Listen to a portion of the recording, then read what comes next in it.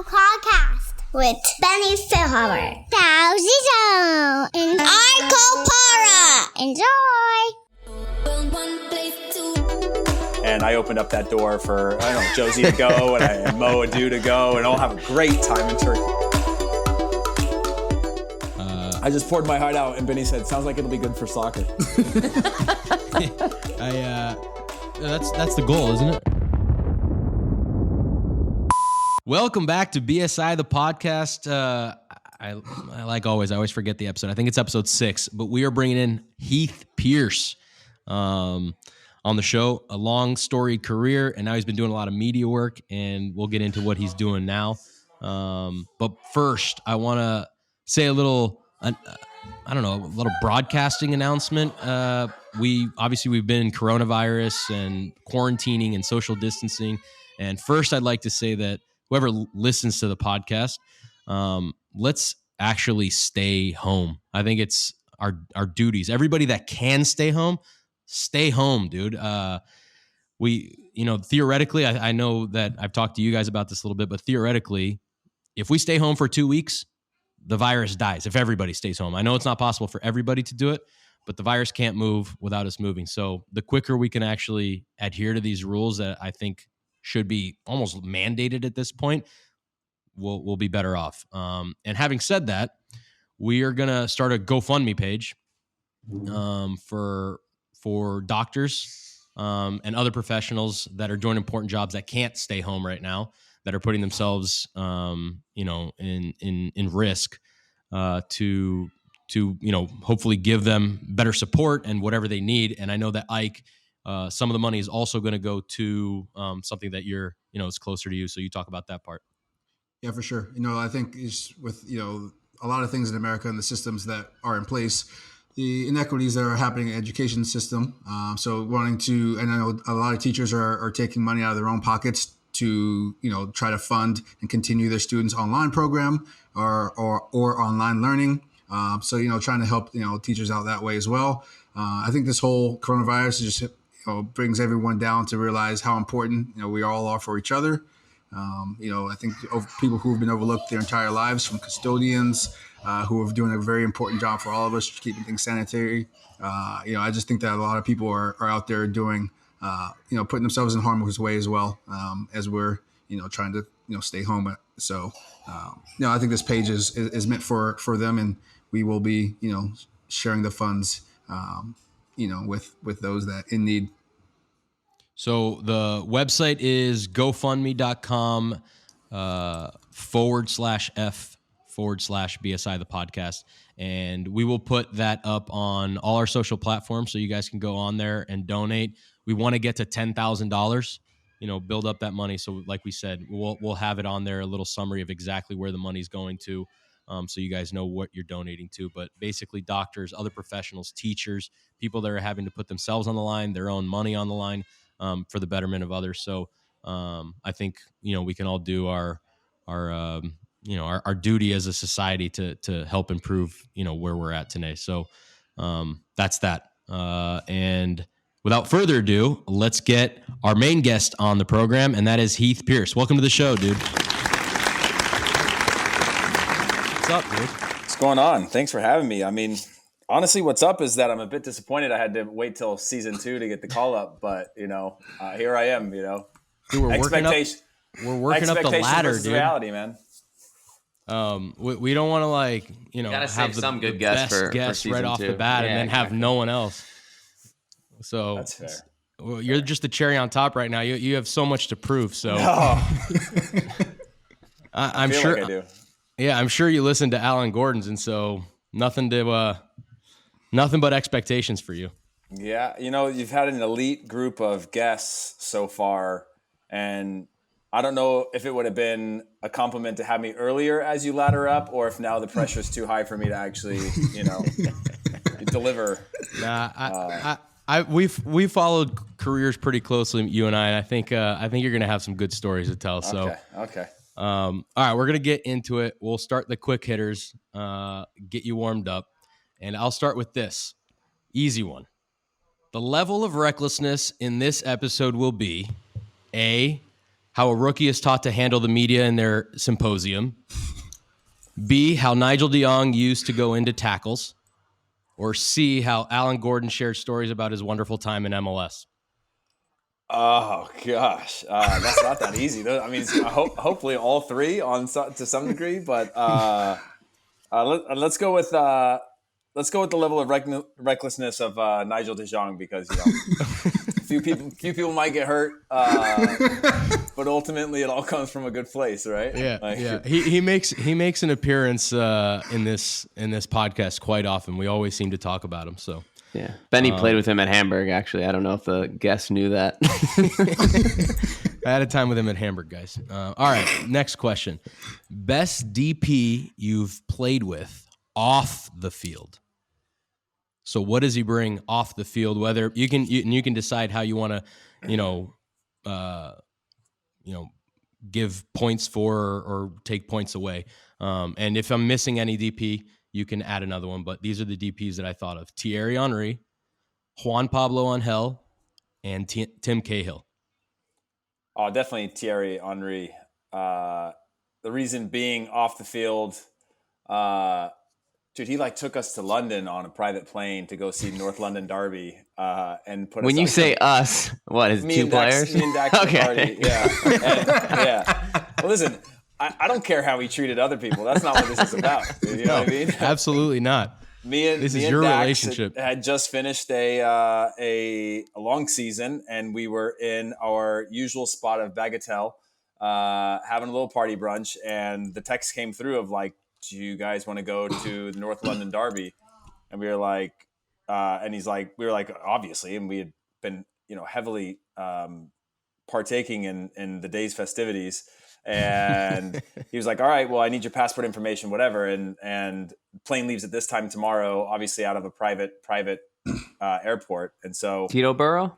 Where'd you guys go? Teterboro, it. Look at this guy, dude. I lived right. Living good. Right by No, you're living good. That's what you're doing.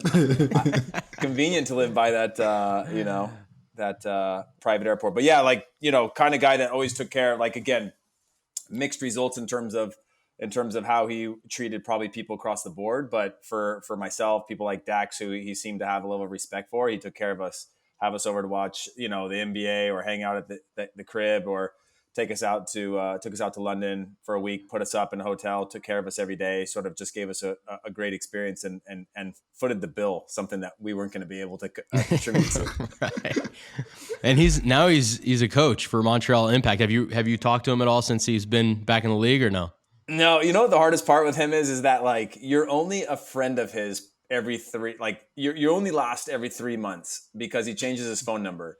And so if you don't make the cut over time, you get faded out of things, he's hard to track down. So I'm probably 6 or 7 phone numbers back. Back when he played with him for a good 2 years after, you'd get this my number, TT, and that's it. And you would hope that would keep up, and that's what kept you in the let's keep in touch zone. And then eventually, a few times went through where I'd hit Dax up because I needed to talk to Thierry because I was going to London or something.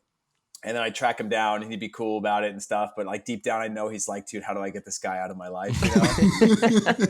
And then eventually, Dax has been weaned off the phone numbers. I've been weaned off the phone numbers. Really? And yeah. Oh, that might, I think that hits Dax hard though. Yeah. Dax Dax knows enough people to track him down where I would I would have to ask people who would then be well, would immediately think well, he probably doesn't want you to have his number if you don't have it. Right. Dax would try so hard against Montreal when he plays them, just to give him a nice little lesson.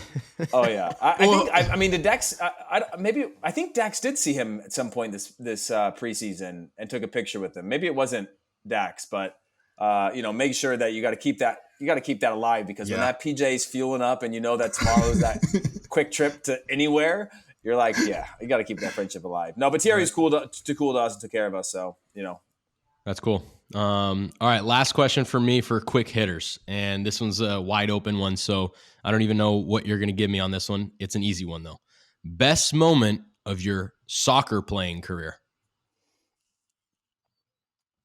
Honestly, I'd probably say it was that first camp we were in together. Getting my debut at Hampden Park was, growing up in the U.S., I never really felt, and I'll try to keep this answer short. I never really dreamed of playing for big or like clubs. I never treat like professional was a thing, but for me, it was always like this Olympics and national team were like the two things I grew up in that world of like, these are the two sort of pinnacles of playing, right? And so playing with the national team, was the one big goal that I always had. Playing professionally was, in my first game was just, it was great and it was like a goal accomplished, but then you quickly move on to your next one. Whereas the national team felt like more of a culmination of a life's work, as opposed to getting your first pro start is like just the beginning, right? And so that was probably my greatest memory of feeling like, okay, there's something bona fide in terms of that I've accomplished, that I've worked towards. I could tell you that if that was your, high point with the national team, I can tell you as a national team career, that was my ultimate low point and you go ahead and tell everybody why, because I know you want to tell it. I mean, where we trained that first day. So, we arrive, obviously this is we were roommates. We were roommates. And it was the first time either one of us. It was towards the end of the year. Towards the end of the year, it's like we're in Scotland, Hampden Park, their national stadium. It's cold out. We're training at Rangers' brand new training grounds, Murray Park. And it was raining. It was nasty. Right? There was a lot of misunderstanding of whether it would even be able to go onto the training grounds and whatnot, because we were sort of borrowing them, right? And what pitch we would be on. Turns out we were on grass. Benny. No, we were on turf. No, sorry. We were on turf. Benny hedged his bets that we'd be on grass, brings only studs for his this is the first ever training session with the national team, and he's on ice skates on turf, right? Like legitimately, like super coming from Germany, right? The 6 ones, the like 6 ones, right? Pre-hybrid era where they were like long. You're in them for like 6 months at a time, and we're on like turf, like. And I never wear studs, never. Yeah. And I remember that being, it was the first guys were me, you, and Chris Rolfe in that camp for like our first campers, and I just remember that being like it was a memorable thing for me, but there was other factors like hanging out in a hot tub after the game or whatever. Like Neil Beathy, who's now like the SVP of whatever, is the other guy hanging out in the hot tub with us because he was the one doing like digital content with us back in the day. You don't even know about Neil Beathy when he really first started, and that was with the U20s with me in 2005. Podcast. Yeah. So this guy's come a long way, bro. He's just been stepping on little people all his life. Oh, dude, totally. I was at the World Cup in Russia, and I'm at Diplo's performing at this the Budweiser house, right? No free ads, guys. The house of an alcohol or a beer brand, okay? Of like it's a month-long thing. And Diplo's about to come out. I'm just hanging out there. I went with a few people that I was working with, and I was out there for like 3 weeks. And all of a sudden, I turn around, and there's a VIP area above us, and there's Neil Beathy in his suit.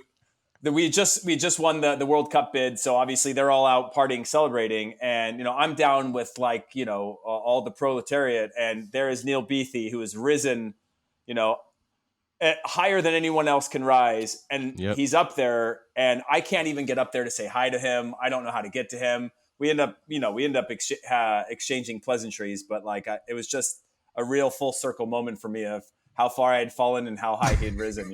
Yep, exactly. Yeah, for those of you that don't know, Neil was involved with media, but on the very bottom level of the under 20 when I was there in 2005, and as you said, so now he's almost the president of U.S. Soccer, although I don't know if he real wants quick, that job. Heath, you had mentioned like hitting the pinnacle for you was like the national team, right? You didn't think about playing at the club level or whatnot. I feel like a lot of people our age had that same kind of mentality, and I'm curious if today's day and age, if the national team guys, think like that, or if maybe that's contributing to, the lack of, honor, they say, to play for the national team.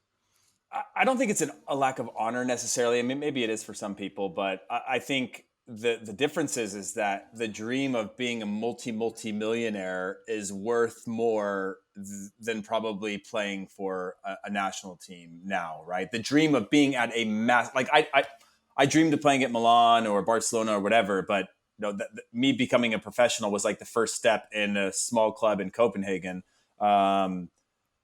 And the rest of it seemed like a facade or whatever.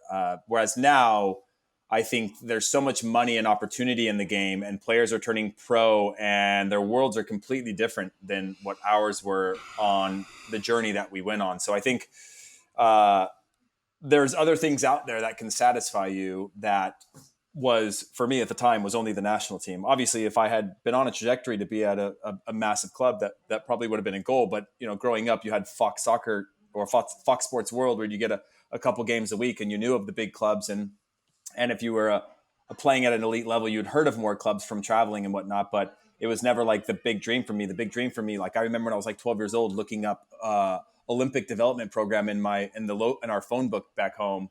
And called them up asking like, how can you get on the Olympic team? And obviously I had no idea at the time.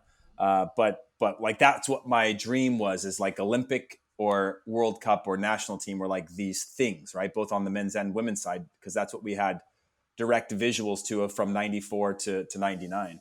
Yeah. Well, let me get to, you touched on it a little bit. You played with FC Nordsjælland. That was your first club in Denmark. You played there for, was it 2 years? 2.5. 2.5 years. And then you went to play at Hansa Rostock, right? Yep. Rostock. And then, well, first tell me what the hell happened in Hansa Rostock, because I know you had a pretty success. You were there for how long? 2 years. So the first year went well, right? And then wasn't there something with like you coming back late, or you took too long? That was actually the first year. So we had come into the winter break basically saying, okay, I was good to come back to the US. I got bumped from my flight, so I was coming back the next day. So I was going to meet the team at the airport the next day to go on our training camp to Turkey. Okay. And I communicated that to one of the few people in the club that spoke good English that could relay that message. And I left him a voicemail, and when I got back, people were in an absolute panic. It was already in the newspaper that I had like skipped out. I was bailing, typical like Bild newspaper nonsense, right? Bild Zeitung. Bild Zeitung. Yeah, like people don't realize that like now I chuck a tweet out, yo, bah, and like, it's done. But like back then, I call the guy's phone number, leave him a voicemail, and I get there and I call the guy out, and I remember him being like, I don't have a voicemail. And I'm like, that's fundamentally not true. You have a voicemail, because I left the voicemail and never passed on the message. So of course, being that it's like all kind of drama based in those sort of tabloid newspapers, it was this whole thing that I like skipped out on, whatever, caused a lot of undue stress on the club. Then we said, okay, let's talk, because I kind of wanted to get out of the club. I didn't really like the path that we were on. I didn't really trust the coach. Wanted like last old school East German like mentality. Was he the U20 coach for Germany, or no? U23 that was Dieter Eilts, who was the U21. He was actually really good, but he was number 2 of the 5 coaches we ended up having in that window. I see. So we had the same coach. Rostock was. You guys were in the first or second at that time? They were first. Okay. Yeah. So fun fact, I was going to go on loan to Rostock when he was the coach. I remember we almost ended up playing together a bunch of times. Yeah, 3 different times, I think. Yeah. But yeah, so, it ended up happening that we said, okay, we're going to go to training camp. We'll talk after training camp on whether or not we would allow me to go on loan, or what the deal would be, whether they had plans for me. For something happens internally where I go and I meet them after training camp. I set up a meeting. I go in there. Obviously, I'm a little bit on an island, because I don't have an agent there. I do have an agent, but very far from the agent who did my deal was German, but you know how that is. Like he was like a middle person, and went in to meet them and asked what their plans were with me, and they said, well, actually, we're finished with you, but the problem is you're a national team player, so we think there's a value for you. So if you want to leave, someone has to buy you. And this is January transfer window. Is midway through January, and now I'm like hitting up my agent saying, what's the deal? Can you help me? And I'm getting emails back from my agent at the time, and not even calls back, because it was, I think, if I remember correctly, Richard Motzkin was in England doing Eddie Johnson's deal. Motzkin was your agent? Yeah.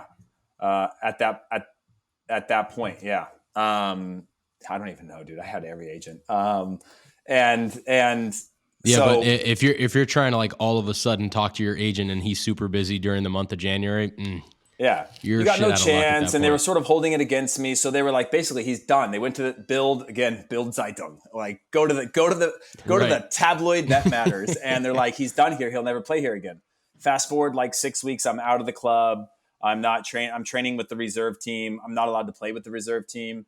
And then all of a sudden, they put this thing in the paper that's like, oh, Heath's attitude is shifted, and we're planning on bringing him back into the first team, because they started bringing me back in like twice a week, and I was murdering people. Like, like all bets are off at that point. Right. You just play like completely weightless, and I was playing really, really well. And then all of a sudden they chalked it up to attitude, when really it was because we were losing a bunch, and like I was playing well. And then magically my attitude had shifted, so they put me back. Ended up playing out the year. We got relegated. Had a few more run-ins with the Bild newspaper, go through a bunch of coaches, and then eventually, with like a month or two left in the second Bundesliga season, they pretty much kicked out anybody who didn't have long-term deals to see out the season and prepare for the next one with like young players, and that was the end for me. Yeah, I've been in that story a few times. At least that ending bit where if you're not part of the long-term plan, you're out. Yeah, it's a bizarre thing, but that's just the reality of those situations. If you're a coach coming in, you don't want any distraction. You've got a lot of preconceived notions. You want to hit that reset button. You want to show that you're in control, especially with the German mentality. Like, I was out. So that was pretty much the end of it. And then I went to Turkey. Well, I know that you were going to go to Turkey, right? Did you actually end up going to Bursaspor? Well, for a day. You went there for a day. Yeah. Do you want the whole story? Because that one's got some legs to it. Takes a little time if you want to hear the story. It's probably one of my best stories, to be honest. Yeah, of course that we like. So right. I know that you were obviously you're going to leave Rostock, and I heard that you were going to go to Bursaspor. I remember this like during the time and talking about how you were going to go to Turkey, and then all of a sudden you ended up in Dallas. So yeah, what the hell happened? I guess. Yeah. So. I get this call last day of the transfer window, right? At this point, I'm no longer with WMG or whatever it was called at the time. May have been WMG at the time, but then, shipped over to James Grant, the two sort of like big agents. And I don't know what Lyle's thing was called then either, but Proactive. Yeah, exactly. Was it Proactive? It's either Proactive or James Grant, and now it's something different. Yeah, it's Proactive. I think it was Proactive at the time. So with them, I get this call from one of the guys from their UK office. Hey, we've got this deal with Bursaspor, and we're at that point. I'm like, hey, the deal terms are great. The only issue is, in Turkey you pay 15% tax that they tax you on, but you negotiate everything in net. And my issue was that they can negotiate net all you want, but the U.S. comes knocking on the door wanting up to 38%, right? You guys know what that's like. So I'm like, somebody has to eat this bill, otherwise they're not paying me as much as they say they are, because I'm just giving it to somebody else. Whether it goes to the Turkish government or the U.S. government, I'm still losing up to 38%. So we agree to those terms. Hey, we'll figure out a way to cover this tax bill. No problem. Get on a plane, fly there. I arrive. Guy comes up to me, are you Heath? I said, yes. He goes, I'm the guy, that kind of intermediary that's going to take care of this deal. Okay, no problem. We have a driver. Normally you can take a ferry from Istanbul to Bursa, or the guy who was the president of the club at the time takes a helicopter over, right? All of those options are off the table at this point. It's like late in the day, so we have to drive around the water to get there. It's like, I don't know, few hour drive. And get in the car, we're driving. No one's really talking. Those two can talk because they're speaking Turkish to each other. And I'm just sort of sitting in the back seat by myself, and get about like a half hour, 45 minutes into the drive. And I just hear hysterical crying from the front seat. And what the fuck? For like 10 minutes, no one says a word. Hysterical crying from the guy who's my intermediary. And eventually, like, he turns around and he says, my father-in-law just died. So I'm like, okay, this is rough. Like, I don't know what to say. I don't know this guy. I don't know anybody in this car. It's pitch black outside. We are driving off in the countryside. Something's not right. Fast forward, we get to the club. We negotiate. When I arrive, live TV cameras are on me because Bursa has their own TV channel. Cameras are on me. And they're like, put a contract in front of me, and they're like, sign it. Live TV. It's in Turkish, right? The whole thing's in Turkish. And I'm like, I'm not signing this. And then eventually get to the point where like, well, the live TV's here just to capture this because, we've agreed to terms, whatever. So just sign a white piece of paper. So I'm like smiling, signing a white piece of paper at like a presentation desk or whatever. Okay. Fast forward, we get through everything's done. We get into the night and we start negotiating this deal. And first they give me the contract in Turkish. Eventually we get it in English. I keep having to check back with the agents back in the UK. I think his name was James or something. And we keep checking back in with him, and he keeps saying, well, let's think about this way or think about that way. At fast forward like 2 hours of this back and forth of like, how are we going to cover this bill? Because the contract came out and there was no discussion anymore of like this whole tax thing. No one had ever even heard of it. Like Right. They didn't know what I was talking about. Yep. So I was like, okay, this is going to be a long night. So fast forward again, by 3 hours in, the agent who's representing me is sitting on the other side of the table now. And it's just me. So it's like 4 people on that side and me. And even he's like, come on, man, just do this deal. And I'm like, you're supposed to be here under like at all costs. You sit next to me Just for this deal. Full peer pressure on you. Yeah. So then finally we get to the terms where like, they said, okay, we'll just give you more salary to cover that, as much of that difference as possible. I said, no problem. I said, let me call my agent. And then this old Turkish dude, super thick mustache, stands up and goes, I don't know if I can curse on this, but he's like, Yeah, you can. He's like, I fuck your agent.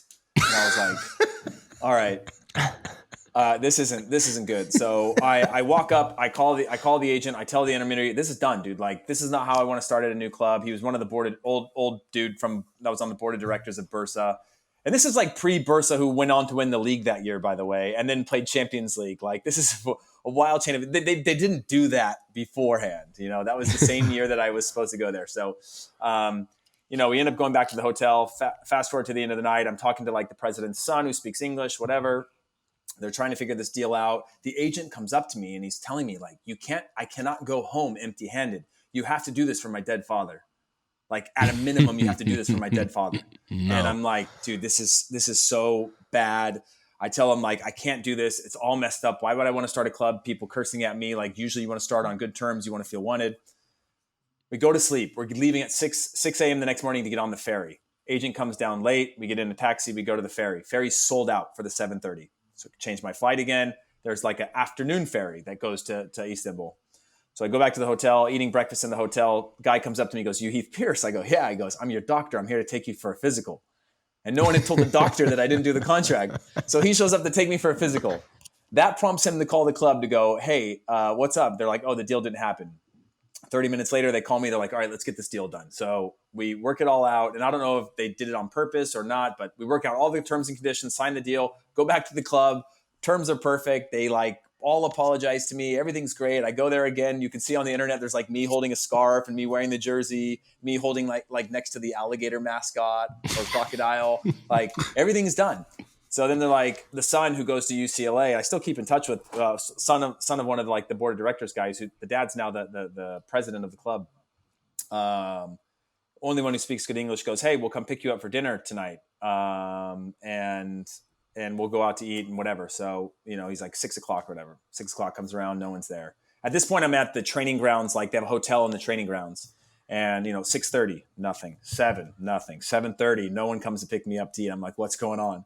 And 8 o'clock rolls around, nothing. And then I get a knock on the door. Hey, they want to talk to you downstairs. I'm like, oh gosh, here we go. Go down there, and without being able to like translate properly, he's just like, they say something to me for like 2 minutes. And then basically he goes, essentially what they said is the deal is dead and it's not going to happen. You're not going to be playing here. And without more explanation than that, they were like, that's the end of it. And so they basically said that they turned in the contract. The Turkish Federation didn't approve because it was outside the transfer window at that point. And whatever it was, whether they did it to save face from a PR disaster by having live TV say I signed the contract, then saying I didn't sign the contract, whatever it was, it ended up not happening. And so, yeah, I basically went from being like, I'm done with this club, to being on the club, to then being told like it's not going to happen, and then leaving. And at that point, you're in September, and there was some other options, happening around UK, which was an issue with work permit at that point. Cause I was like 60 something % of the games with the national team. Most of the clubs didn't have the necessary resource on a non-guarantee to go to the tribunal. And then MLS became a deal that got to a place where I was like, it's kind of my only option. Again, my main focus was like World Cup. I need to be playing. And, at that time, Bob was very adamant about, you got to play if you want to go. So ended up making that decision to go to MLS. So the day that you actually signed the contract, was that already, that was the day after the transfer deadline? Correct. So they were going to somehow figure out a way to just, even though it was past the transfer deadline, like say it, some kind of hold up for the night before or whatever? I don't know if it's weasel like their way they through somehow. Forged the signature or, whatever it was, and then said it was whatever. Or they had like an in with the Turkish Federation, whatever it was. Right.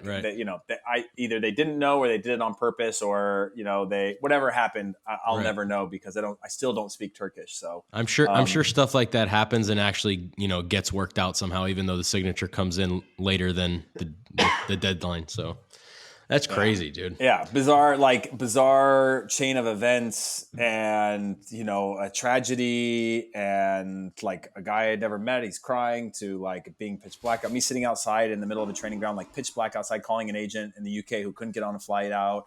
It was just a wild thing that opened up my eyes to like, things I didn't want to see necessarily in the game, but and then by the way, they did go on to win the championship that year for the first time and maybe the first time ever.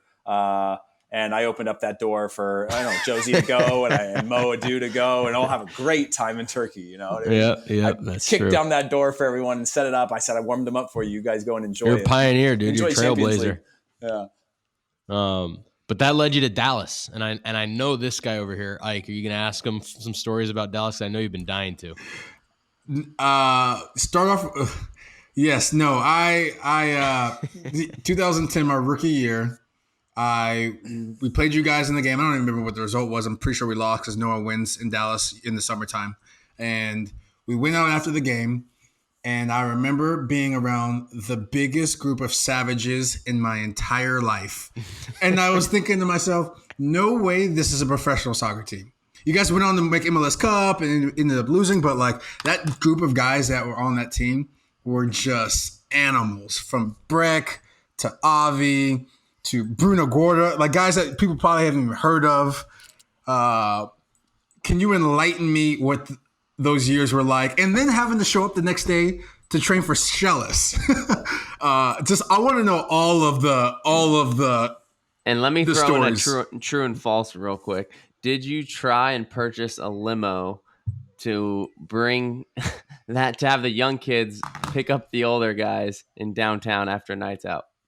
True, but I'll tell you the story of that too, because there's that, like me and Breck and I had found a limo in North Dakota that was like 80s style with the boomerang back on it, but it came from a good place. It wasn't just to make rookies have to like, it wasn't like a bullying.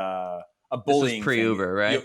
Yeah, this is pre-affordable Uber. This is like basically Uber was a car service then, where it was like, to get out to where we all lived, it was like, $80 each way. So, but I'll get to the story on why we did that. But yeah, so like to answer your question on Dallas, we started the season.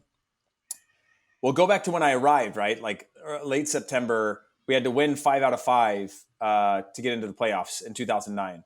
We won 4 in a row when I first arrived there and had to beat Seattle, their opening season, away to Seattle in the last game of the season.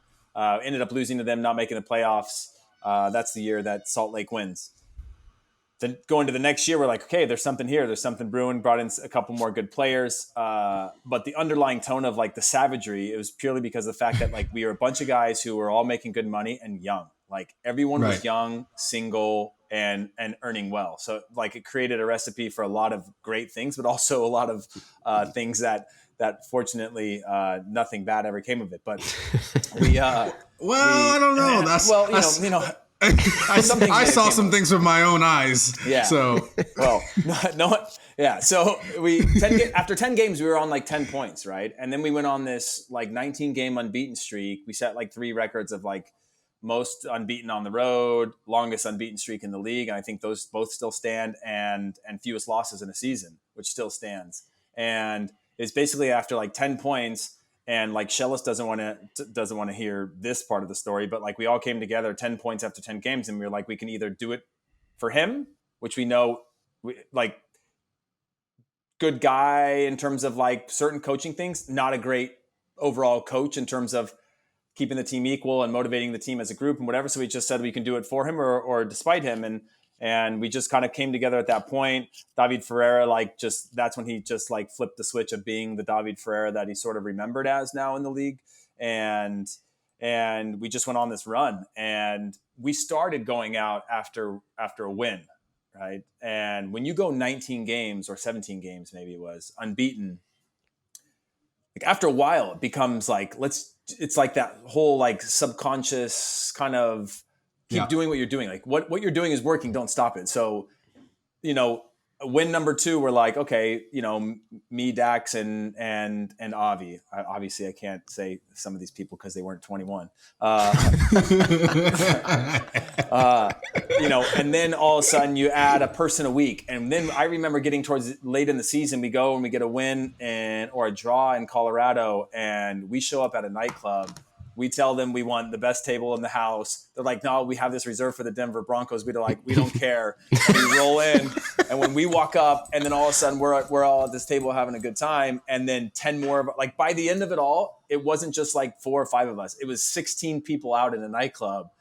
And literally at halftime in the talks being like, get that point, get those 3 points so we can go out tonight. Because that's all that and that became like a motivator of like a really close knit group and a team that like wasn't really motivated by going out, but we didn't go out when we lost, and we knew that there was something there, and it was fun to like we just turned it into something and made a run of it. So, and that included a bunch of wild stories. Now to fast forward that to the end to get to the limo story, obviously we lose in the MLS Cup final, and I'd been hearing rumors of players driving drunk, and it was a terrifying thought for me, right? And both young and old and whatever, of people just deciding that it wasn't worth the $60 or $70 or $80 to go into the city and then back. And with a group, again, when things were going good, everybody wanted to be able to kind of like let go and have a good time. So we were like, okay, how can we solve this? Because you don't want something bad to happen. So I was like, let's just get a limo and we'll throw it on this limo. And that way we can have the rookies who aren't making any money be able to come out with us, not have to spend any money on a night out. They can rotate who's going to be driving. So you always have a sober driver. They come out with us. They just got to hang out and they got to drive us back in the limo. Again, like, I don't know. They probably needed a special license for that. We hadn't gotten to that point because I got traded by then, but we had located the limo that we wanted. It was like $6,000, 80s limo, like blue crushed velvet interior. Like, it was perfect, right? It was exactly how it should be to roll up as a professional soccer team in like downtown or uptown Dallas. So the whole idea was built around like, we need to prevent this, because there was stories that I was hearing that like you can't repeat because they're like really scary stuff that was happening. And because, Frisco to the city was so far.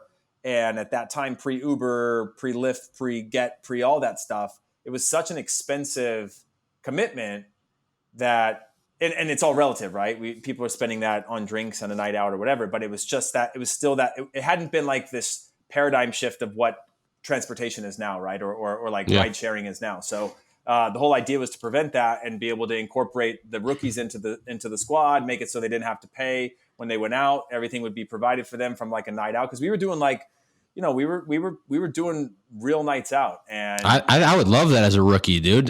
Let's say there's 4 or 5 rookies and you can rotate one every 5. You're the DD, and then the other 4 you get a free party. Yeah, but I'd be all in. 16 people. You got to make like 12 stops. Oh yeah, dude, that's one time. But you can take like a taxi from a central location back in the suburbs, right? Like that. Yeah. Like out in the Dallas suburbs, those like some of those 24-hour drive-throughs used to pop off. You could definitely get a taxi there. So yeah, that's the limo story. We never got to it because I got traded, but that was the origins of it. Sal, you were mentioning, so Heath said that they kind of, got together and found a way to be successful despite, Shellis and whatever. And I know you were telling me a little story about, what was it that he taught him how to trap a ball? Trap balls. Yeah. So please enlighten us how Shellis trained you to become a better soccer player. Oh my gosh, dude! Without like, we used to train for like 3 hours, and in Dallas, like, yeah, we used to have like 7:15 in the locker room, 8 a.m. on the fields in the summer, And Jeez. which is like kind of rad because I was in my swimming pool by like 11:30 and everybody was over like barbecuing and stuff, which is actually not that bad. But it was just a different generation, man. Like we'd score a goal from a header on the weekend, and the next week we'd be like working on headers. It'd be like this like direct result of like, we'd score off like a long through ball, and we'd work for like 2 hours on long through balls as if that was like the answer. It was like, teaching you like throw the ball, teaching how to trap the ball. Trap the ball would be like when it, like you meet it at the ground at the same time and stomp the ball into the ground to like trap it. The Marcelo trap. Yeah. It was like, dude, that's legit. Isn't that kind of counterintuitive though? Like, wouldn't you not have to practice the way that you're already scoring? Yeah, you would think, but it would be like this idea of like this light bulb that comes on that goes like, if we could just do that every weekend, and you just be like, let's get better at heading the ball. We would have training sessions where we'd play 14 on 14s, like on a condensed field with Shellis. 14 on 14. Like not even real positions. I used to hear about these stories. You just have 14 on 14 and you play a scrimmage. Like, when does that happen? I'll go ahead and take that any day over playing 4-goal game in Brazil with Jurgen in January camp. 4-goal game with 4 different balls. 4 different goalies, 2 different teams. Hey. You got to possess the ball while one team comes and tackles you. But 14 against 14. No, with 1, is there 1 ball and 2 goals? Because I'll take it. No, there's 1 ball and 2 goals. But imagine spending 2 hours getting like 6-7 touches max. Like, do you know on 14 and 14 how much has to go right just to get into an attacking position? Yeah. Like when you sit in like 3 blocks of 4, how hard that is to beat. Like, you know what I mean? 3 low blocks. Yeah, 3 low blocks. Like you're reinventing the game. Like it's impossible. Like we'd all just look at each other and be like, dude, how much longer? This is ridiculous. And after training, people would be like getting touches because they're like, well, I got 11 in the first 2 hours. Like let me get the next. Playing a 5-5-3. Let's play a 5-5-3, guys. Please tell me he had 2 goalies. Please, that would just make my life. 2 goalies on each goal on each team. There was so many things, dude. Who was your forward at the time? We had Milton Rodriguez and Jeff Cunningham. Oh, dude, I'm doing my B license with Jeff Cunningham right now, so I can ask him stories about that. So wait, Jeff, have you got an update on your B license, by the way? Because I haven't gotten an update on mine, and mine's canceled in Sacramento after the first session. I haven't gotten canceled, but we can get into that after the podcast. But what I was going to say is I can only imagine like the mindset of Jeff Cunningham playing 14 against 14 as like the lone striker. Just like how many balls is he going to touch in a practice? Well, eventually he's just going to kick somebody. That's what it's going to end up happening with Jeff. Like, you know what I mean? Like he would like lose his, everybody would lose their patience. Cause like if you're a striker, you're never getting the ball. No, never. 14 against 14. Yeah. I love that, dude. I remember when Shellis traded me, he brought me in and said to me, like him and he had this guy, Barry Gorman, with him. And they came out and they called me up and walked me to their office. And I was like, everything all right? And he had like his arm around me going like, yeah, everything's fine. And sent me down in his office and he walks me through this scenario where it's like, there's a lot of teams interested in you. We said no. Then more teams interested in you. We said no. And then some really good offers. We said no. And he goes, but then, Chivas made this offer that was, really good. And so we've considered, this trade. And Barry Gorman's sitting in there going like, no, we've traded you. Like he didn't even say that he traded me. He took me down this path of like telling me about how many teams were interested and how often they passed on it. And how good the money was, just to tell me that they took the money or whatever the trade was. Like, and then didn't even say it in the end and let another guy be like, no, actually, just to clarify, you have been traded. Like that was, and then I immediately, again, referencing back to Hansa Rostock, guess what exists now? Twitter. So I go straight to my phone, just got traded to Chivas USA. Dallas hadn't put out a statement yet. So now all of Dallas is saying like, oh, you're selfish. I'm like, you literally just flipped my world upside down. And now everybody in like comms and the club are getting, calls from the league going like, you guys look unprofessional and unorganized. And they're saying I should have kept it.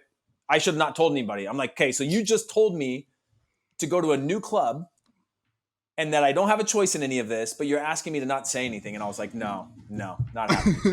And I just like, I tweeted, I remember that was the first time I felt empowered to be like, Right. you guys control all this from a contract standpoint, but I control my voice and my narrative. And my narrative was like, you guys just literally in the worst possible way told me I was traded. Not that there is a good way, but in the worst possible way of all the bad ways, found like major way to telling me I was getting traded. And then I went out and tweeted it. And then like I was hated at that point for a while because I was selfish. And I was like, okay, I'm sorry. I should have left that inside till you guys were ready to tell people. Then you called me and you're like, I'm coming to Chivas. And I was like, yeah, well, I just got traded to Portland. Wait, did you guys get traded the same day? Yeah. I think it was. Yeah. I was so excited. It was just like in after, so post Germany, I'm like, dude, he's coming to my club on loan. This is gonna be great. And then it doesn't happen. And then that happens. I'm like, oh, dude. So to create space for you, they had to trade Sal. Probably. Yeah. That was the opposite of what happened with me and Ike. I got traded to Kansas City, and then I was so happy, and then Ike got traded the day later, and I was like, oh my God, the team's getting worse. That will never get old to me. It just never will. Oh man, it's just a bizarre. Wait, so okay, I got a couple more questions about Dallas. Please. I've got questions about Dallas, and obviously we know you went to Chivas and Red Bull, but then I want to get and those clubs I don't necessarily care all that much about because we've had guys who play for those clubs and whatnot. I want to hear about Montreal. No one has been to or played for Montreal that we've had, so I think that would be interesting. But before we get there, you went to MLS Cup. I heard that you were hurt before the final. How did you get hurt, and how did you guys, I guess, celebrate after your loss with your GM? I guess. Oh man, yeah. So, gosh, I forgot about these memories. Our PI never forgets. Yeah. So I was suspended for the last game of the season. On yellow card accumulation. So I was working out at Michael Johnson's. We had just wrapped up our workout session, and we wrapped it up by doing some sprints.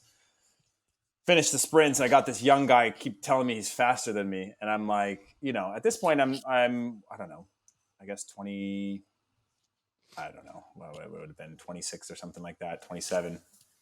I honestly have no idea. I'd have to think that through. 26, yeah. So, and he just keeps telling me he's faster than me, right? We're doing these sprints off the line, and I am blowing off the line. You know what I mean? Like getting out my rear view mirror to look back at him, like over my shoulder, just like angling it like this to be like, oh, dude, I see you back there. And he's like taunting me. Anyways, it wasn't like a particularly hard workout, and just one more race, and I just bolted off the line, beat him, and it was like a 60-yard sprint area, and we were doing 40s, and so where you start to have to pull up to hit the padded wall, and just like got to full speed. When I got to full speed, my hamstring just exploded, and I remember like I didn't even have a brake anymore. It was like brakeless, right? It just was like I could feel my hamstring just shredding as I like stepped it out to the pad, hit the pad, came down. I was like, obviously something's wrong. My hamstring's messed up, and so that was like the story behind how I got hurt. And it was just racing right out, like literally within 3 sprints of when we had wrapped up our session for the players who hadn't traveled, and then me who was suspended. And then this was the last game. This was before the last game of the regular season. Correct. Okay. They were going to either Salt Lake or I think LA was the last game, maybe. And it was, I just gotten yellow card accumulation at that point. That's no, I think it was against LA because I remember pushing. I think it was it was against last game was against LA because I remember playing Salt Lake and pushing somebody near the corner flag and getting the yellow and being like, okay, whatever. And then ended up tearing my hamstring pretty severely to where I got to the final game of the season. Like I was literally a match day yes or no, which was 6 weeks later at that point. And, ended up not passing the fitness test when I felt fine. I trained with the team like the 2 days leading up, the day before the game, felt pretty normal. But I do think a lot of it was more Shellis not wanting to change. He was a very superstitious guy, not wanting to change whatever. Like even roommates were like fixed on what playoff roommates had been and like all that kind of stuff that were like, bizarre. So we lose the game. Everybody's pretty pissed off. It was that year that was still neutral sites. We played up in Toronto. Colorado was just hacking us from the very beginning. Kind of a game out of control. Like they just did a good job of just killing our flow constantly. They come out with the cup. Next day we're on the charter home and this was, remember when everybody was icing each other back in the day? I mean, I bet I still icing people, but like, I bet Breck still is. I'm gonna go downstairs to my garage right now, and it's gonna open, and there's gonna be there's gonna be a Smirnoff Ice sitting there, being like, ah. Listen, when I saw you guys raging in Dallas, I think it was 2012. I walked into Breck's house. This fool had an ice hanging off a fishing line. So when you opened this front door, you got iced immediately. You went to go piss. You lifted up the toilet seat. There was an ice sitting there. This guy was just on another level. Dude, it was wild. Like that group I would put on the field in terms of our style of play. Like we used to go into 90th minute of games and just laugh at the idea that we were down. Like in theory, like laugh at the idea that we were down 1-0 because we knew that we'd find a way. Like Avi would super sub onto the game and beat two people and put it in the top corner, or like Eric Alexander was mixing in with Dax in terms of whatever. We had Daniel Hernandez at holding midfield. We always knew we'd get out of games, and it just had that little bit of magic that you're like, okay, this could be a club that is for multiple years going to be, up there. But then right away, right when you think you got there, people think they can do better. And Shell started dismantling that team, got rid of Dax, got rid of me, had another good year that next year with the team. And then from there, took quite a bit before they bounced back. But I don't. What was your other question on that? You were talking about when you landed after the MLS Cup.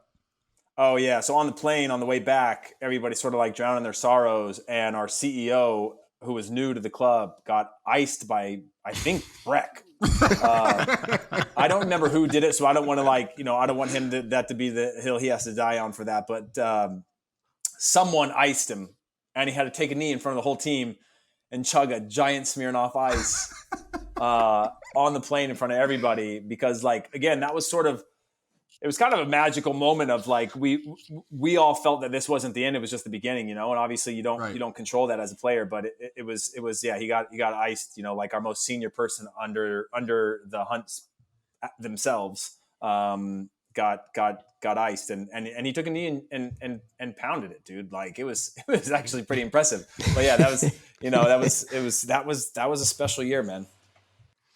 What do you guys got? You guys got anything else? Yeah. So talking about your time in Montreal, from my 2 cents as a player and just seeing what Montreal has been like, visiting the city, seeing what the organization, kind of how it's run from afar, I have no idea what to really think about Montreal, because I feel like it's, great one day and it's terrible the next, whether it be club or performance, whatever it be, lifestyle. So can you enlighten, or really all of us, what it was like to be, or what it's like to be in Montreal, and maybe even as an American citizen, if that was a challenge?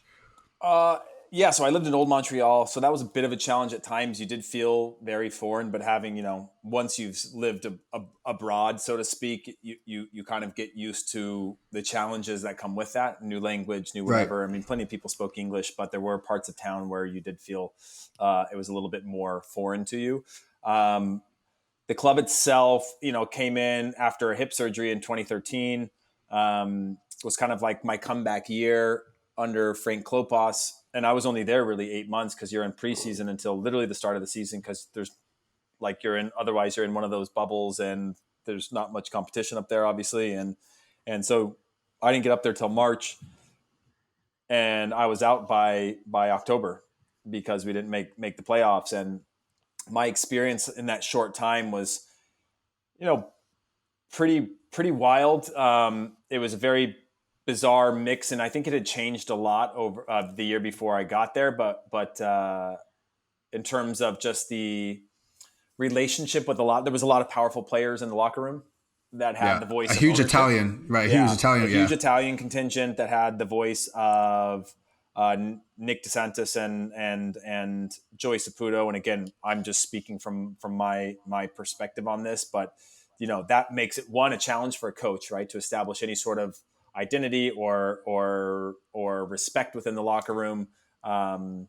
And we didn't have a great squad that year.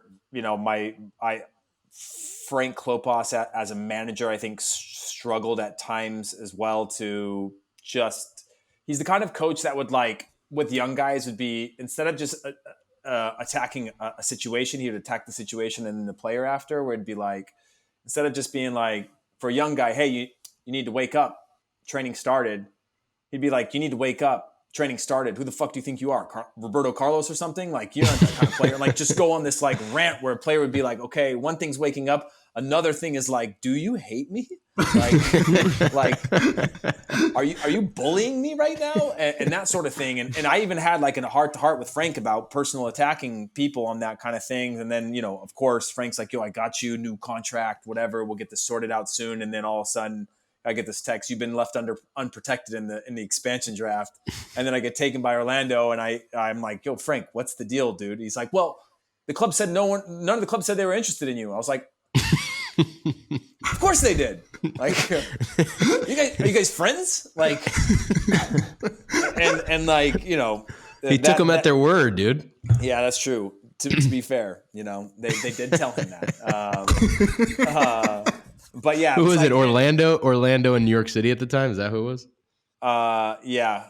And for me, again, it was such a short time and such a sort of disjointed locker room. But again, we won the Canadian Cup that year. The Canadian Cup is massive up there. Yeah, but it's only like 2 teams, man.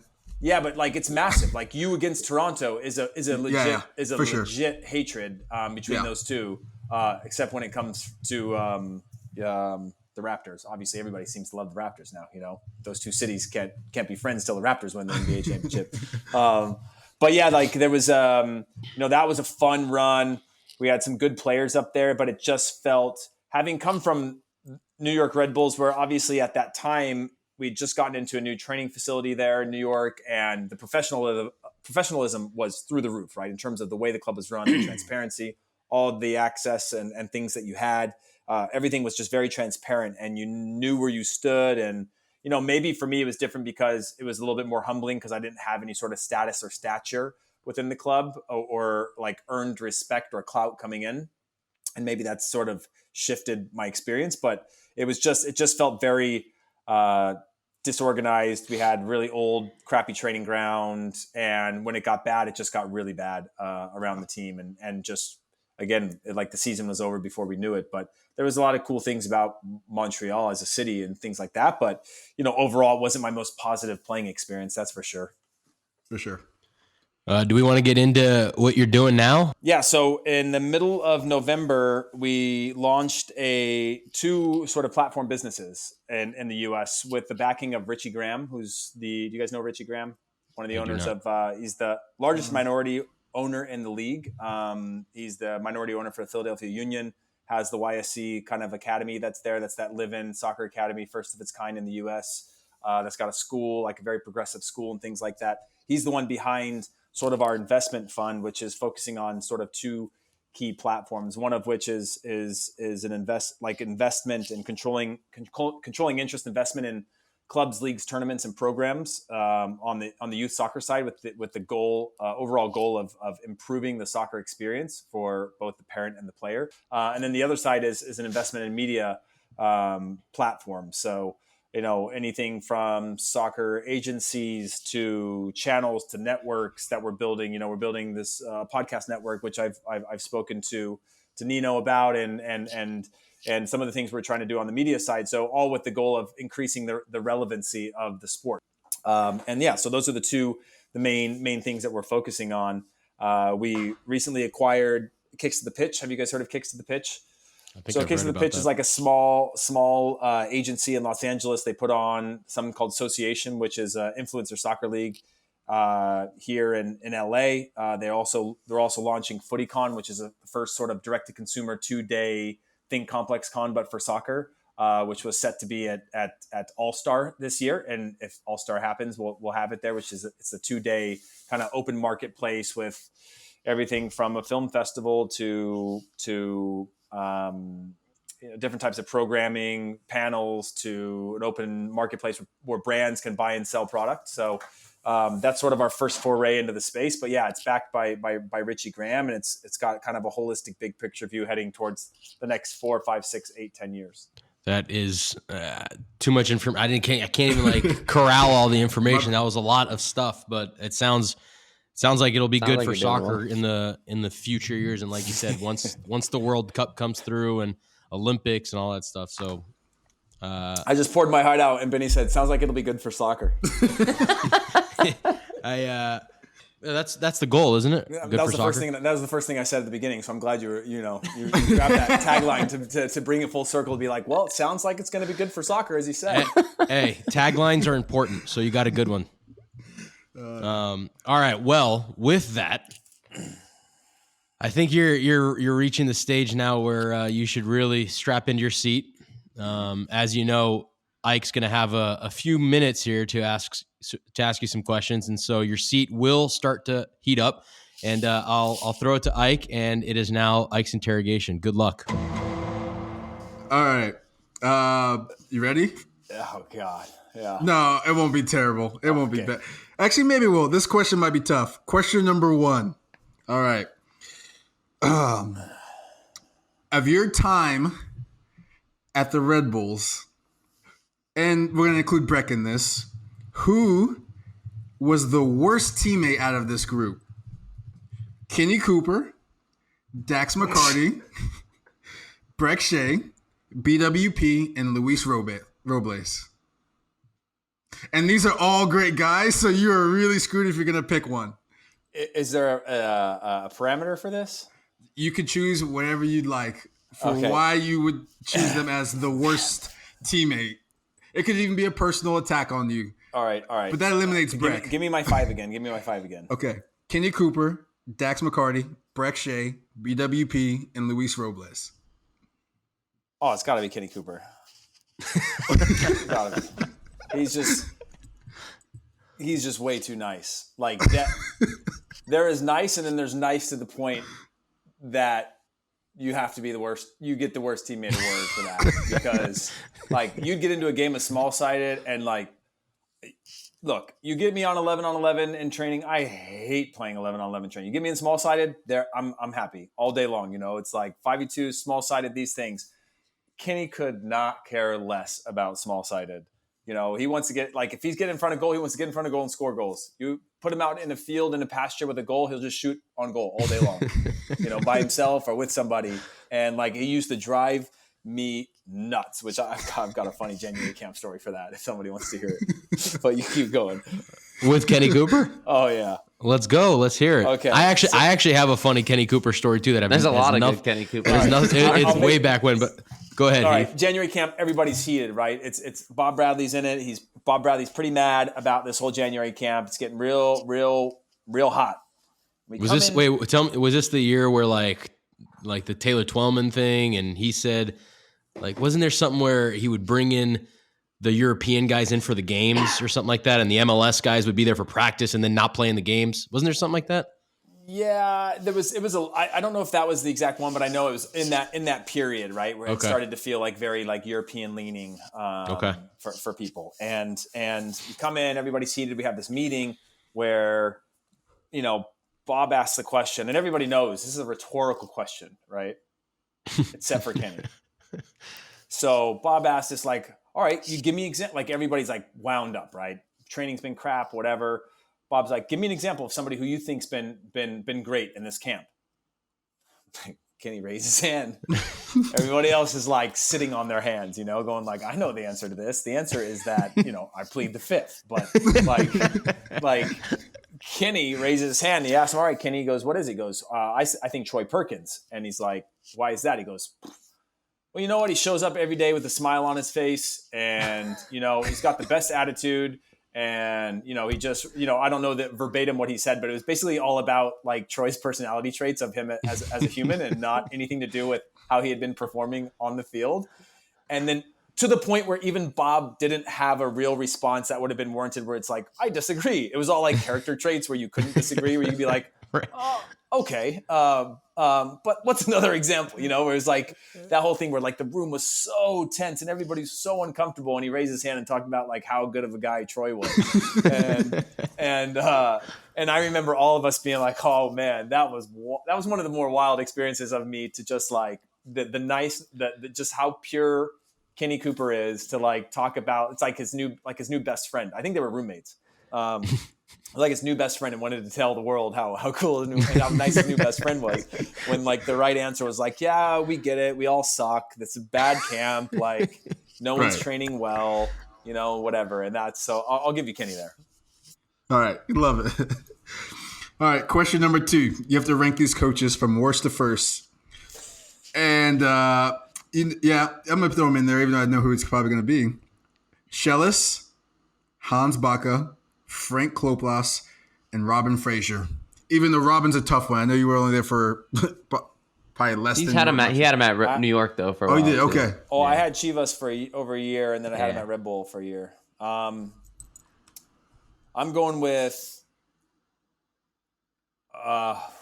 Schellas, Frank Klopas, Hans Baca, and then Robin Fraser.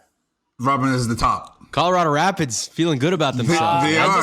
They're rolling. Like, again, my relationship with Robin, like first year versus like the final 3 months, were two very at Chivas were two very different periods, right? Like Robin building and then Robin under pressure were two different Robins that I had, and also me physically, where I was with problems with my hip, were like building year versus the second year before I got traded, were two different periods in my own like physical capabilities and career. So I could, but Robin's like view of the game was amazing. Like Hans had very much that sort of Scandinavian bite to him.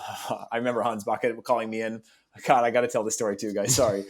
Hans Baca called me in when I first got there and was like, hey, when I first got here, I've been having trouble with Thierry Henry, right? He doesn't really listen. He sort of does his own thing. Like Thierry used to get mad and like kick balls over the fence and stuff. Like he'd be like, I would love it, some of your leadership now that you're here, to like help try to work with Thierry. I was like, are you crazy? And he goes, well, I when I first got in, I wanted to know how to handle this guy. So I talked to Pep Guardiola. I talked to Arsene Wenger, and he talked to one other manager of his. And all of them were like, well, Arsenal could have opened up the checkbook to spend any amount of money to keep him there. We didn't want to, because we knew that he had, an ability to have an extremely negative impact on the locker room. Pep Guardiola was like, before he took the job at Barcelona, these are the 4 players he wants to be able to get rid of, which was like, I think it was like Eto'o, Thierry, and Deco, and Ronaldinho. Or I don't know if Ronaldinho was one, but it was 4 guys, like very specific. And it came, so this is Hans Baca telling me that he's been told by the best managers in the world that they chose to work around them, and then asking me if maybe I could provide some leadership to help like shape Thierry Henry. And I remember thinking like, dude, like, are you crazy? Like what do you want me to do? But otherwise, like very well, like proper Scandinavian tactical awareness, very, very, understood the game really well. But Robbins was a very modern style of play, and I started playing center back under him, which was fun. Right. Okay, love that. Yeah, the side stories are the best part. So you can go ahead and elaborate whenever you want. Yeah. Fan question here. Pretty much Vela or Donovan at their best. Who you taking? Oh man, I know. I know. This one for me, I don't know who I would take. Is this building like an MLS team? Sure, let's do with that. Yeah, because I gotta have some parameters with that one, because like over X amount of games or season. We're gonna take one season. What you've seen from both, clearly in MLS at the peak of their careers. That's a good question for me. I've played with both of them. Oh man, but I'm not on the hot seat. So. I still think that'd be tough for you. You think I'm gonna waste that? You think I'm gonna waste that question if I answer all these? You think that's gonna be my question? No, you're definitely absolutely not. I just don't know who you're gonna. I don't know who you choose, dude. Man. I gotta go with Landon. I gotta go. I mean, damn, dude. Like even what's his name had Vela in his best 11. Griezmann. Griezmann. Did he? Yeah. And his In all-time his 11. best 11 of the world? Well, All time, I think. I think Bleacher Report made the best 11 players that Griezmann had played with, and then Griezmann responded saying Vela ? Really? Yeah, dude. And I could tell you Carlos Vela is a bigger talent than Landon. Yeah, but I'm still going with Landon because here's the thing about Carlos is that Carlos is like, and I was talking to Kobe Jones about this the other day. Kobe was saying that Bob Gansler, old national team coach, used to tell Preki on national team games, the best thing you can do when we lose the ball is take a knee, because that allows us to at least know that you're not in any shape whatsoever and we can organize our shape. Because the moment Carlos Vela drops into a wing position and occupies a hole in that space, you're playing through that all day long, right? Yep. In terms of how you're going to win games. Now, as a talent, unbelievable. But I know that like Landon's got some two-way to him for sure, and just a completely different type of player. But I'm going with Landon just because, you know, out of that. I wouldn't compare Carlos's defensive work rate to Preki's though. Carlos does his defensive duties. He does do his work. But what I will say is Landon has performed in MLS his entire life, his entire career. So he's proven at that level that he is one of the best. So I would say it's a very difficult question. Yeah, I mean, yeah. I won't give you my answer though. All right. No, that is a very tough one because it's a sprint versus a marathon is a different conversation. But I do think that I do think Carlos puts in a shift, but it is hard because I experienced that with Thierry, same thing, where it's like he'll track back for a guy who made a run to the corner flag, but he tracks back into a position where you're like, okay, we're in good shape, and then the game just goes right past him. You're like, well, you're kind of just standing there. Like that actually made it a lot worse for us because I'd rather play down a man knowing that there's a gap somewhere than think a gap's been filled. But yeah, good question. Going with Landon. From that fan. Yeah, love it. All right, question 4. Now that you're in the media side, you've seen some things and worked with some different people. Who is the toughest media member to work with that you can't stand? Oh, God. Dude. That I can't stand. That the general public would know, I guess. Honestly, there's nobody that I really can't stand because the traditional media world is full of cynics, but also like survivors of like a somewhat dying industry. So they're pretty collaborative and cool. I certainly got not direct shots at me, but when Copa had a few rounds of layoffs due to just like, you know, market conditions, we got attacked by, I can't remember anybody who would have brought me into that mix of that. But honestly, the hardest media person I've ever had to deal with on a regular basis, and it's not that I can't stand him because I like him quite a bit and I know him well, is Michael Kammerman. from Michael US Soccer pretty well. Yeah, like he is. I remember the last qualifying cycle, I went down there and I brought a guy with me. I was doing stuff with BN Sport, and I brought a guy with me from Copa who was going to do a vlog.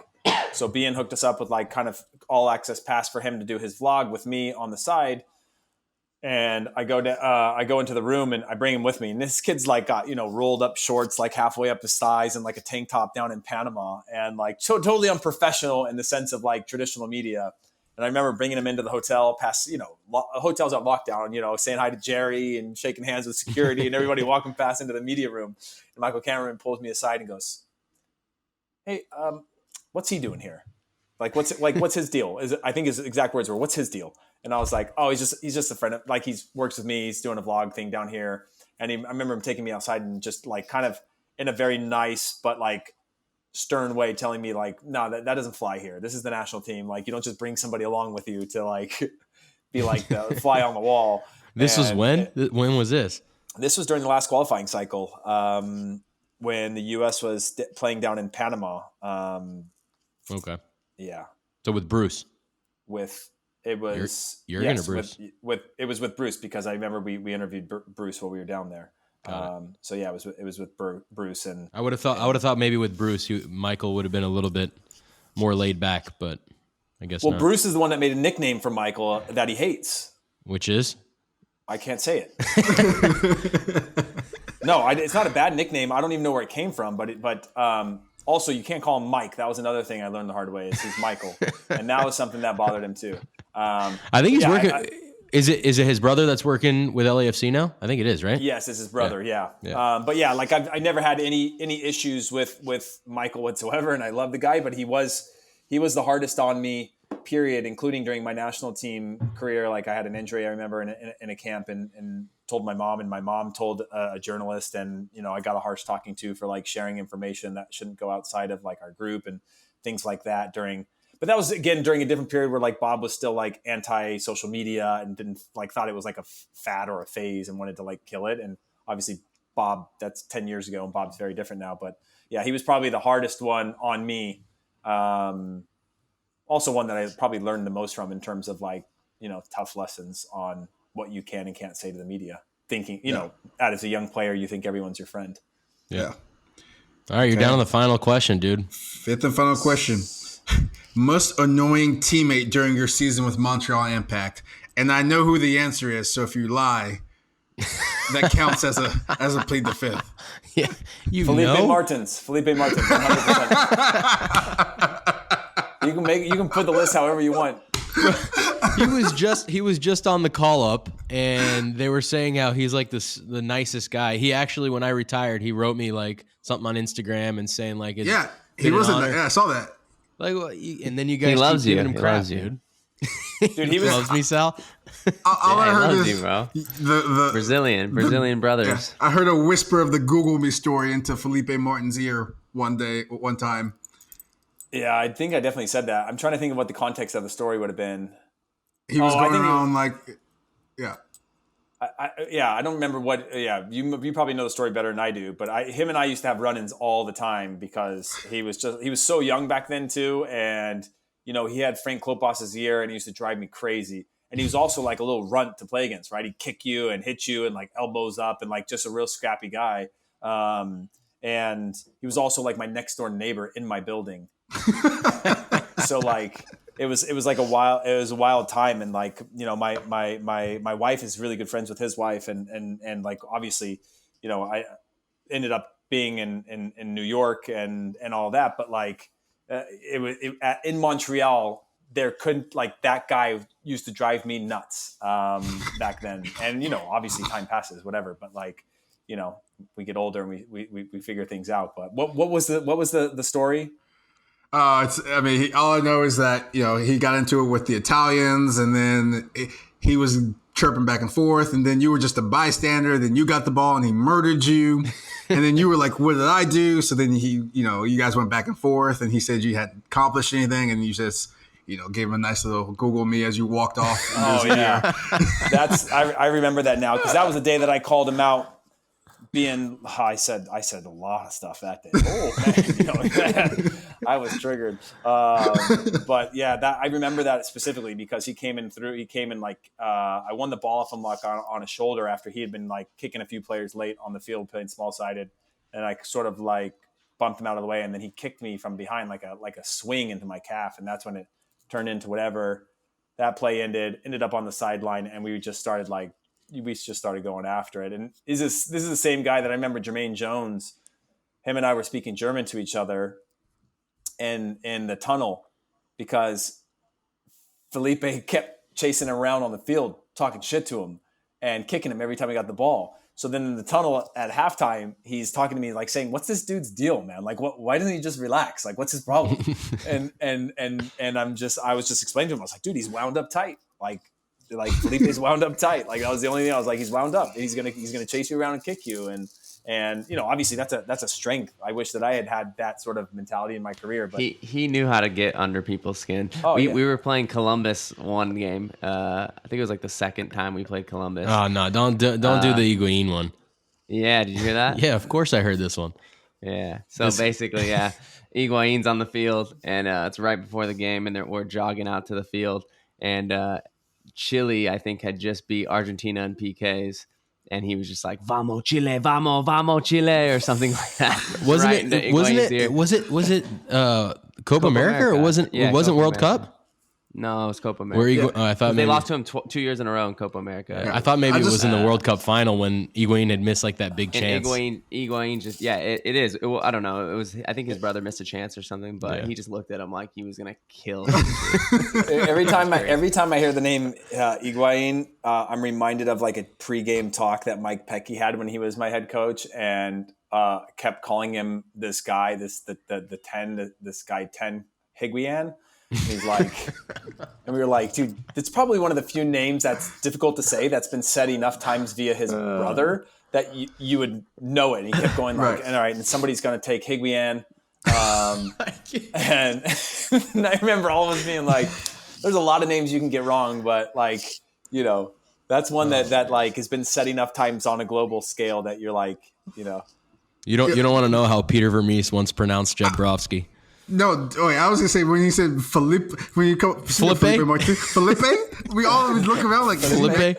Is he joking? Is he joking or what? Peter just torches some people's names, dude. He doesn't care. He cares about sporting. That's all he cares about. Yeah. Like if you're not incredible. sporting, Yeah, dude, it's just like sometimes you just wonder like how like Higuain is actually like if you look at it, I could see how you get to Higuain, but like also he's got a very famous brother. If you've watched any games in the last 12 years at like Tuesday, Wednesday, or Sunday or Saturday, like he's playing at least twice Champions a week. League, yep, World Cups. So yeah, that's but yeah. All right, dude. Yeah.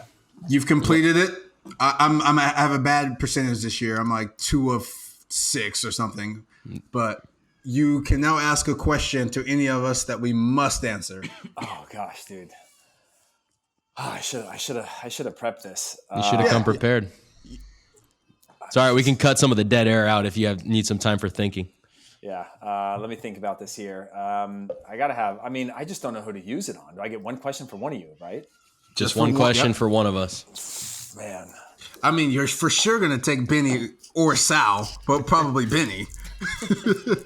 I'm trying to. I'm just too truthful, dude. I don't have any problem telling the truth, so you might want to trigger Sal. I've been triggered like recently a lot. I don't know what it is, but You know, Sal's head coach is Landon Donovan, right? You realize this? Yeah. I know. Yeah, They. just making sure. I got that Instagram follow by SD Loyal, dude. Nice. Sal, when are you gonna also- send us some like gear? Is Nino on that account too?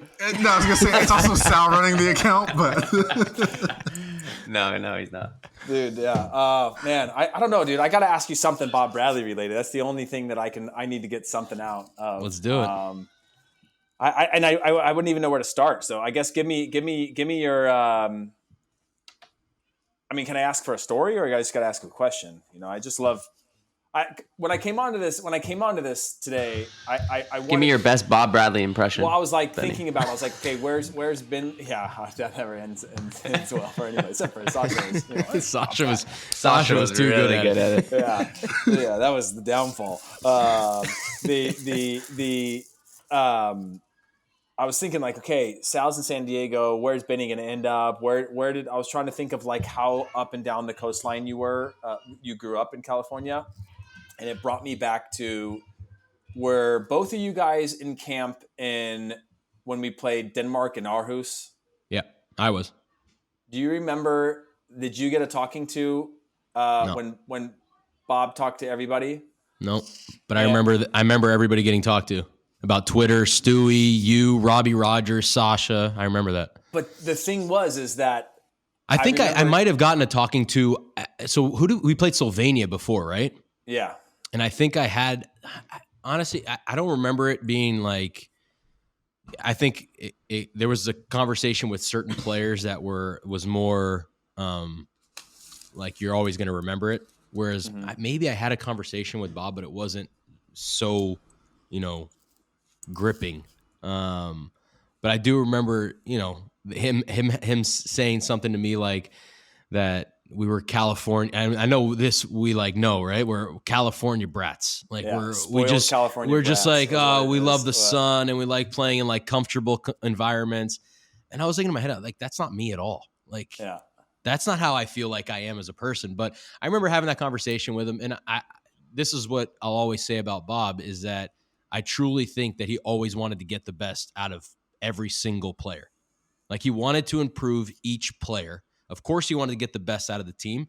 And I had obviously more interactions with him in 1 year at LAFC than I did in the 4-year cycle that we had at the national team because it was such at small increments. But at LAFC, dude, it was crazy like how attention to detail he was on the field to getting like the preseason. It was insane. He would stop practice. And I think I've talked about this before, but he would stop practice every 30 seconds and saying like, Mark Anthony, you're not in the proper position. You got to put your body this way in the half space. He loves the half space. Put it in the half space, get in the ball on your left foot so you can turn already with your right.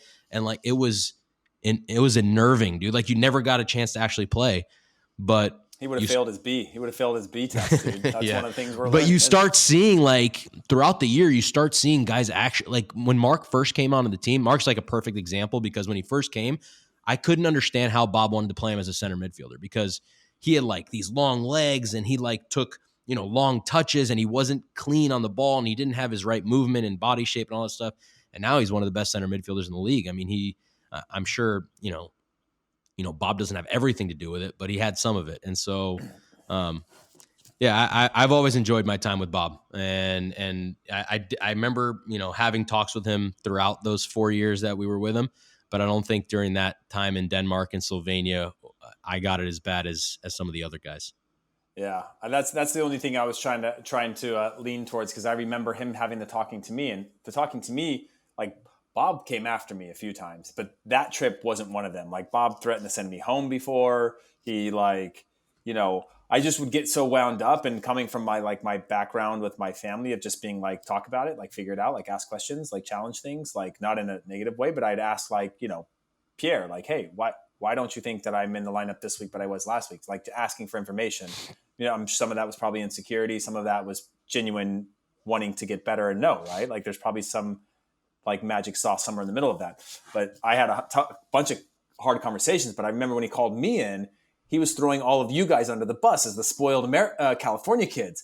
And me being from California, I was like, and he didn't bring me up in that group. Nah, you're spoiled. from Modesto, bro. You're NorCal. And while he was saying like those spoiled California kids, I was like, yeah, those kids, those California kids, they're the worst, like, oh yeah, they gotta. And I remember just being like, I remember just being like, just don't remember that I'm from California. And if you do, remember I'm from Modesto. Like, if that's spoiled, you probably don't want to be spoiled. Yeah. But yeah, that was the only one. I don't think I have it. I don't think I have any other questions off the top of my head that would, other than no. I don't have anything, man. Like I don't have like. Sorry, that wasn't a question, but it got us talking, so it's good. Yeah. All right, dude. Well, we really appreciate you coming on the show, dude. It's been a long time coming, but we got you on, and I think it was a good conversation. Yeah. If anybody asks, I wanted to see how your success was, and I wasn't available till season 2. If they ask me, like, yeah, we needed to save some guests. Yeah. I was like, if this thing becomes legit and they can show some consistency, then I'll be up for it. You might have to come back on season 3 if we can get that far. I'll say one thing that has nothing to do with the episode that I mentioned in the intro as well is, for the love of God, will people just stay at home? Yes. Please. Just stay at home, dude. I was just thinking about this. If everybody, I know it's not possible for everybody, but if everybody just stayed at home for 2 weeks, it would literally be over because the virus dies in 2 weeks. I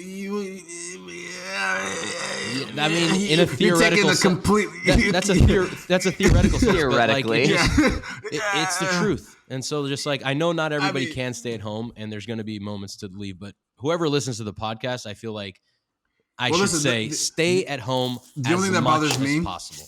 is the social distancing when people are having friends over. And I'm like, that's not social distancing. Like game nights, not friends, and definitely not going and chilling at the beach all day in Santa Monica. All these rich bratty kids, dude. What are they doing, Heath? I don't know. But I read this thing earlier that was like, if you move, it moves forever. If you stop, it will stop. Yes. Forever. The more you move, the more it moves. The more you stop, the faster it will stop. But just so you guys know, if you guys ever want to add me to the show, it would be BSHI, and we're almost at BSHI, and then we just need a T, and now you've got yourself B shit. Yeah, bullshit. Oh, bullshit. Yeah. I was wondering what the B stood for. All right, dude. Well, we really appreciate it. Thanks for coming on. And we will we'll catch up with you later on. Yeah, thanks, guys. Appreciate you having me. Thanks, Heath. Appreciate it. See you later. See you. Thanks, Heath Pearce. That was awesome. A lot of good stories. Some stories that I have never heard before. And so it was interesting to see some of his time in Europe, and then obviously some of his good old days in MLS. So, again, streaming platforms where you guys can find it: iTunes, Google Play, Spotify, TuneIn, SoundCloud, YouTube, Stitcher, iHeartRadio, and Overcast. Email is BennySalThePodcast@gmail.com. Social media platforms at BSI the Podcast is Twitter, Facebook, Instagram, hashtag BSI the Podcast, and at hashtag Ike's Interrogation. And again, just so you guys know, we have the GoFundMe page set up where it's GoFundMe /F/BSI the Podcast. And we'll, like we said, we'll try and get either Alan Gordon, or we'll do some bonus episodes with us three where maybe somebody else gets the plead the fifth questions. Yeah. But, I agree to that. Yeah, I'll agree to that. Sal last episode said, have the fans hit me up to demand 2 per week, and they did. But I didn't get enough peer pressure for me to really cave. This will get me to cave if we can get to the 10K let's get mark. that money up, dude. Whoever can offer a little bit of help, let's do that. And again, our goal is going to be $10,000. So let's see if we can reach that goal. Thanks for listening, everybody out there. All you fans of BSI the Podcast, we really appreciate you, and have a good night. Thanks, guys.